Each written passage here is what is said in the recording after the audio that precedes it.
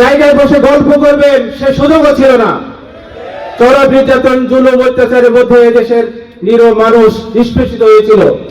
না ছিল চাকরির অধিকার, না ছিল কথা বলার অধিকার, না সেটাই সঠিকভাবে যোগ্য ব্যক্তিকে নির্বাচন করার জন্য এই দায়িত্ব কর্তব্য আমাদের সবার।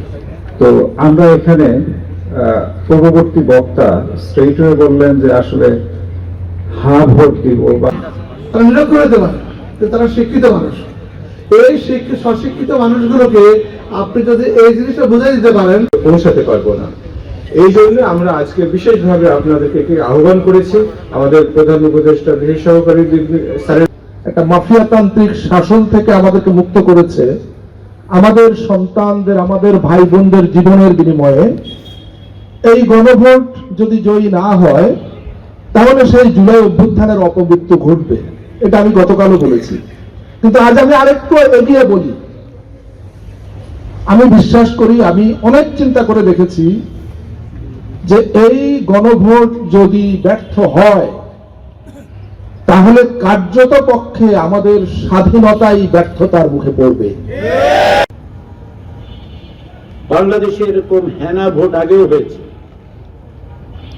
1977 সালে হয়েছে, আমরা 1985 সালে দেখেছি, 1991 সালেও দেখেছি। 1977 এবং 85 সালে যে গণভোট হয়েছে, যে হেনা ভোট হয়েছে, কিংবা 1991 সালেও যে হয়েছে, তার থেকে এই হেনা ভোটটা একটু আলাদা। 77 এবং 85-তে যারা ক্ষমতায় ছিলেন তারা আমাদের কাছে, বাংলাদেশের নাগরিকদের কাছে প্রশ্ন করেছেন যে আমাদের একটি কর্মসূচি আছে, এজেন্ডা আছে, আমরা ক্ষমতায় থেকে সেটা বাস্তবায়ন করতে চাই, আপনি হ্যাঁ বলেন অথবা না বলেন। আমি কিভাবে এসব নির্বাচন হয়েছে প্রক্রিয়ার মধ্যে দিয়ে যাব না, কিন্তু তার মানে হচ্ছে যারা ক্ষমতায় আছে তারা তাদের বিবেচনার থেকে বলছেন যে এগুলো আমরা করতে চাই, আমাদেরকে হ্যাঁ বলেন, আমরা সেটা বাস্তবায়ন করব।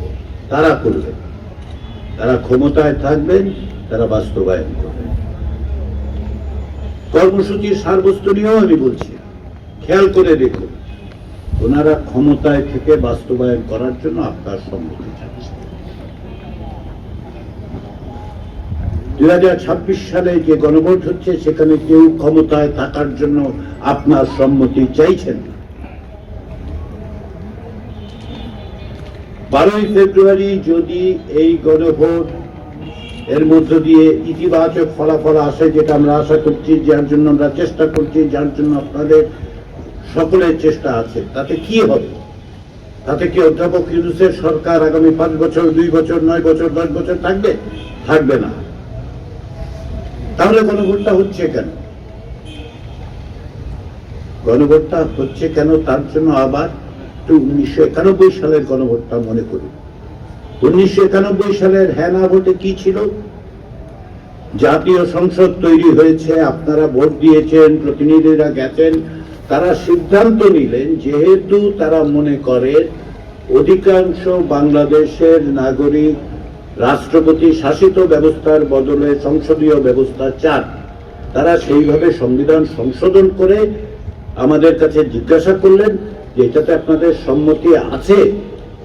তার মানে কাজটা আগে হলো, তারপর আমাদের সম্মতির জায়গাটা তৈরি হলো। এইবার কিন্তু তাও হচ্ছে না।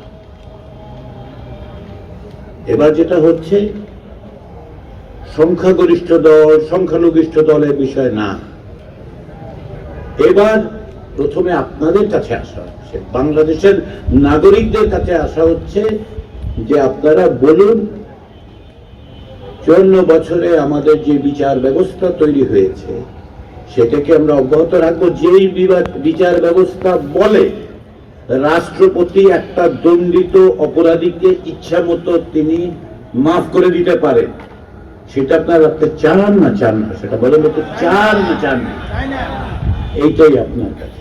কে করবে সেটা আপনাদের প্রতিনিধিরা করবে।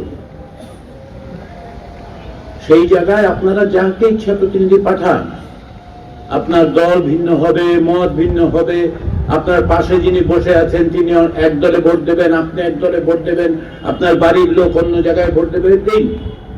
সেটাই হচ্ছে গণতন্ত্র, সেটার জন্যই আমরা লড়াই করেছি 16 বছর। কিন্তু দেশটা চলবে কিভাবে, সেই জায়গাটাতেই আপনাদের কাছে আসা, আপনাদের মাধ্যমে সকলের কাছে আসা, বাংলাদেশের 13 কোটি ভোটারের কাছে আসা, যে